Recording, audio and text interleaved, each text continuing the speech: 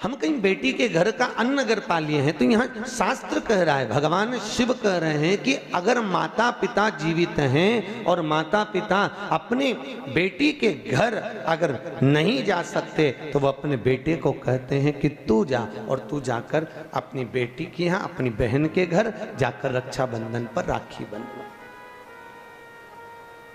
जाओ तुम जाओ। और भगवान गणेश जी महाराज राखी काय पर बैठकर बांधी जाती है? अरे बोलो तो, एक चौकी पर, पाटे पर, आसन पर बिठाकर रक्षा सूत्र बांधा जाता है। राखी बांधने के बाद बहन भाई के माथे पर, अरे बोलो तो, तिलक कर दो। आप लोग भी तिलक करते हैं। तिलक क्यों किया जाता है? तो कहते हैं ये तिलक हमारे यहाँ शुभ कार्य का प्रतीक है। पर तिलक प्रतीक है, पर जो चावल हम तिलक में लगाते हैं ये क्यों लगाते हैं? ये चावल का क्रम कहाँ से चालू हुआ? सिर में चावल चिपकाना, तिलक लगाने के बाद चावल लगाना, कहाँ से चालू हुआ? ये चावल है क्या? आखिर ये चावल तिलक के बाद में ब्राह्मण या आप किसी को भोजन करा रहे हो, जमाई को तिलक कर रहे हो, बेटी को तिलक कर रहे हो, तो कंकु लगाने के बाद चावल क्यों लगाया जाता है? उस चावल का क्या प्रमाण? उस अक्षत का क्या प्रमाण? क्यों लगाते हैं उसको? लगाते लगाते पूरी जिंदगी हो गई, अरे तो बता दो क्यों लगाते हैं? वो चावल का क्या प्रमाण है? कि कंकु का तिलक तो लगाया, वो हमारे यहाँ शुभ कार्य का प्रतीक है, समृद्धि का प्रतीक है। पर जो अक्षत हम माथे पर किसी के लगाते हैं, कंकु लगाने के बाद में, चंदन लगाने के बाद में जो चावल लगाया जाता है, वो चावल का क्रम क्या है? तो शास्त्र कहता है, सुंदर विष्णु पुराण में भगवान वेदव्यास जी ने वर्णन करा, जिसके मस्तक पर तिलक लगाया जाता है वो शुभ कार्य का प्रतीक होता है। और अक्षत इसलिए लगाया जाता है कि इस अक्षत के माध्यम से आपकी जिंदगी में ये शुभ कार्य निरंतर चलता रहे, इसलिए अक्षत उसके माथे पर लगाया जाता है। शुभ कार्य के लिए, निरंतर चलने के लिए, इसको कहते हैं अक्षता। अक्षता का मतलब क्या है? निरंतर चलता रहे, निरंतर बढ़ते रहो। दूल्हा दुल्हन की जब जयमाला होती है, आपके यहाँ होता कि नहीं होता पता नहीं, पर महाराष्ट्र में तो एक नियम है कि दूल्हा दुल्हन की जब जयमाला होती है तो सबको पीले चावल दिए जाते हैं। इधर देते हैं क्या है? तो पीले चावल देते हैं, और पीले चावल देकर फिर उसको स्वस्ति वाचन के अनुसार उसमें छोड़ा जाता है।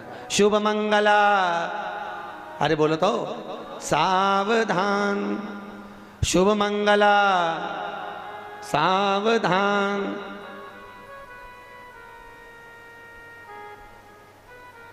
उसके ऊपर छोड़ते हैं कि सावधान।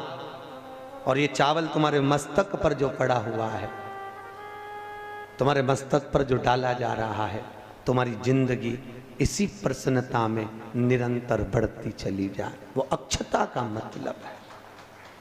केवल एक देव है महादेव, जिनको खंडित चावल कभी नहीं चढ़ता। शिव जी को आप बहुत सारा चावल नहीं चढ़ा सकते, एक दाना चढ़ाओ, पर खंडित मत चढ़ाओ। अक्षत, शंकर को कोई चीज खंडित नहीं चढ़ती। बेलपत्र भी चढ़ाओ, भले एक चढ़ाओ, पर पूर्ण चढ़ाइए। भगवान भोलेनाथ को पुष्प चढ़ाइए, पूर्णता में चढ़ाइए। हम कई जगह मंदिरों में जाते हैं तो भगवान के ऊपर फूल देखते हैं, तो फूल कई बार शिव जी के ऊपर, कई बार शिव जी के ऊपर, भगवान के ऊपर, आपके घर के मंदिर में कई बार कई लोग जो पुष्प चढ़ाते हैं, वो पुष्प चढ़ाने का तरीका भी लोगों को नहीं मालूम। जो फूल चढ़ाते हैं वो कई बार देवता के ऊपर रख देते हैं, इस तरह से। भैया, शास्त्र कहता है जिसके ठाकुर जी पर, जिसके मंदिर में, जिसके देवी देवता पर अगर पुष्प को उल्टा रख दिया जाए तो जितने शुभ कार्य हमारे घर में होने वाले रहते हैं वो सारे टलते चले जाते हैं। आज की जगह कल, कल की जगह परसों, परसों की जगह नरसों, नरसों की जगह खरसों। तुम करके देखना, अपने आप शुभ कार्य टलेंगे। इसलिए भगवान के सम्मुख में जो पुष्प चढ़ाया जाता है वो सीधा चढ़ाया जाता है। यहां तक शास्त्र कहता है अगर भगवान को पुष्प चढ़ा रहे हो तो अगर सीधा और उल्टा नहीं मालूम तो नीचे की जो डांट है उसको तोड़ दीजिए और पत्ती की पत्ती, पंखड़ी की पंखड़ी भगवान को समर्पित कर दीजिए। वो शिव जी को स्वीकार होगा, वो भगवान को स्वीकार होगा। ये उसी में कहा है, उसी में का सुख है। जैसे पानी में पड़ा हुआ पुष्प, काय में पड़ा हुआ, अरे बोलो जम के, पानी में। कई माताओं की आदत रहती है, हमने कई ब्राह्मणों को भी देखा, कई लोगों को देखा, क्या करते हैं, कमंडल ले जाते हैं, कमंडल डोलची, कमंडल में पानी रहता है, एक बाल्टी में पानी रहता है, और पेड़ पे से तोड़ के उसमें डालते रहते हैं। फूल को तोड़ा, उस बाल्टी में डाल लिया, बाल्टी में पानी है, उस पानी में फूल डल गया। और अगर पानी में फूल डल गया और उस फूल को निकालकर आपने महादेव को समर्पित करा, देवी देवता को समर्पित करा, ठाकुर जी को समर्पित करा, कृष्ण राम नारायण लक्ष्मी को समर्पित करा, तो जो पानी में पड़ा हुआ फूल निकालकर अगर हमने देवता को चढ़ाया तो वो निर्माल्य के तुल्य हो गया। काय के तुल्य है? निर्मल। निर्मल जानते हो, भगवान पे चढ़ा हुआ फूल, मतलब उसका कोई परिभाषा नहीं है, तुम कितने ही चढ़ा लो, वो निर्माल्य के तुल्य। अगर पानी में पड़ा हुआ पुष्प निकालकर पानी के लोटे में से, पानी के कलश में से, पानी की बाल्टी में से उठाकर चढ़ाया है तो वो निर्माल्य हो गया, मतलब चढ़ाया फूल हो गया, उसको भगवान स्वीकार नहीं करते, याद रखिए। उसी तरह जैसे तांबे की प्लेट में रखा हुआ चंदन, तांबे की प्लेट में अगर चंदन रखा है और वो अपन ने लगा दिया तो वो चमड़े के बराबर हो जाता है। इसलिए तांबे की प्लेट का चंदन किसी को नहीं चढ़ाया जाता, किसी देवता को नहीं लगाया जाता, किसी देवता, निर्माल्य।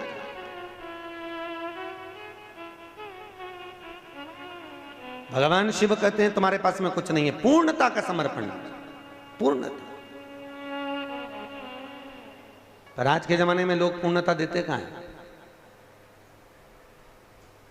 एक बात बताओ, भगवान के मंदिर में नारियल फोड़ा, राम जी के मंदिर में, हनुमान जी के मंदिर में नारियल फोड़ा, और वो नारियल फूटने पर अच्छा निकल गया तो भगवान ने स्वीकार करा कि नहीं करा? अरे बोलो जम के, अच्छे से बोलो, करा? अच्छा ठीक है, आप बोल रहे हो करा, शिवा पुराण करे ही नहीं करा। अगर नारियल फोड़ने पर राम मंदिर, हनुमान मंदिर में, देवी मंदिर में नारियल को फोड़ा और फूटने के बाद अगर वो नारियल अच्छा निकल गया, उसमें से थोड़ा सा टुकड़ा तो तुमने भगवान को चढ़ाया, बाकी का सब घर ले जाके चक्कू से निकाल के खा गए। और मान लो वो नारियल फूटने पर बेकार निकल गया तो तुम उसको घर ले जाओगे? नहीं। क्या करोगे? जब हनुमान जी की परिक्रमा कर रहे होगे तो नारियल को वहीं पटक दो। तो भगवान शिव की कथा कर रही है कि भगवान शंकर को पूर्णता का भाव चाहिए। बेलपत्र दो, पूर्ण दीजिए, पुष्प दो, पूर्ण दीजिए, जो कुछ अक्षत भी दे रहे हो तो पूर्णता में दीजिए। भगवान को अधूरा समर्पण नहीं चाहिए। शंकर जी की तो केवल एक अपूर्णता है, वो परिक्रमा है। देखिए शिव जी की परिक्रमा कितनी होती है? आधी, पूरी नहीं होती। वो भी क्यों होती है आदि? ये शंकर जी ने गड़बड़ी कर दी थी ना।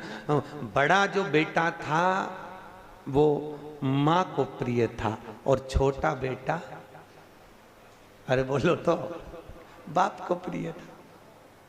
अब शंकर भगवान बड़े आनंद में, अभी उन्होंने क्या करा, शंकर जी को गणेश जी से बड़ा लगाव हो गया था, बड़ा लगाव एक बार बहुत। और भगवान भोलेनाथ जी ने कहा जाओ, जो पृथ्वी की पहले परिक्रमा कर आएगा उसका प्रथम गिनती में गिना जाएगा।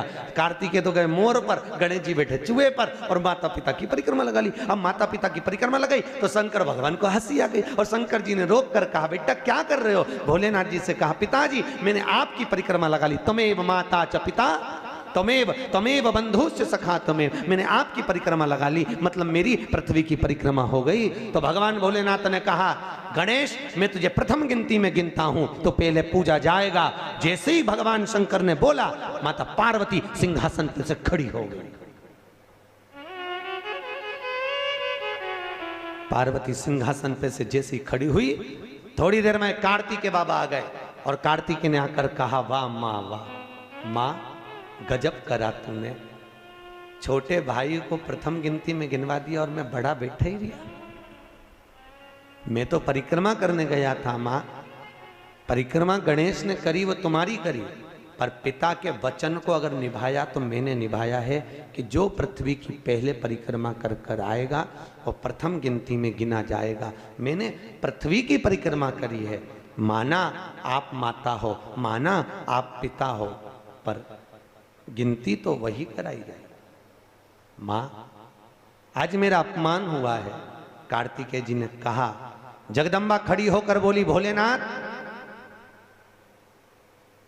मैं आपसे वचन लेती हूं, आप भोले हो, आप दयालु हो, आप करुणा सागर हो, जो आपकी परिक्रमा लगाएगा आप उसको हर कुछ दे दोगे।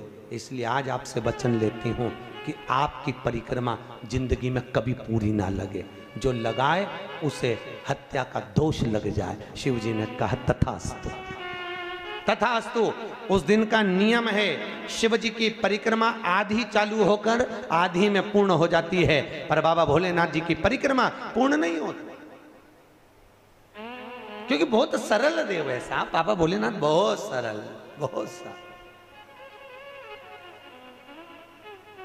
कितना सरल देव। आपके यहाँ कोई ऐसा देवता बताओ, राम जी के ऊपर दिन में 2 बजे जाके पानी चढ़ा के बताओ, भगवान विष्णु पे देवी जी के मंदिर में जाके चढ़ा के बताओ। केवल एक भोलेनाथ जी आराम से बैठा है, जब तू घर में फ्री हो जाए तब लोटा लेके आ जाना, जब तू फ्री। और सावन महीने में तो कभी आप काशी, महाकाल, उज्जैनी आदि आधिक ओमकारेश्वर, मल्लिकार्जुन आदि आदि जगह जाके देखो तो इतनी भीड़ रहे, लोग कांवड़ जानते हो ना, कांवड़ लेकर जाते हैं, और कांवड़ लेके जाके पानी की पानी, और कोई तो वहीं पे कांवड़ का लोटा तक भगवान पे फेंक दे। पार्वती जी बोलती हैं, भोलेनाथ क्या दशा हो रही तुम्हारी। भगवान बोले मैं भी चुप बैठा, तू भी चुप बैठी रहे, आपने कहीं नहीं बोलना, बस चुपचाप बैठे रहो आंख बंद कर।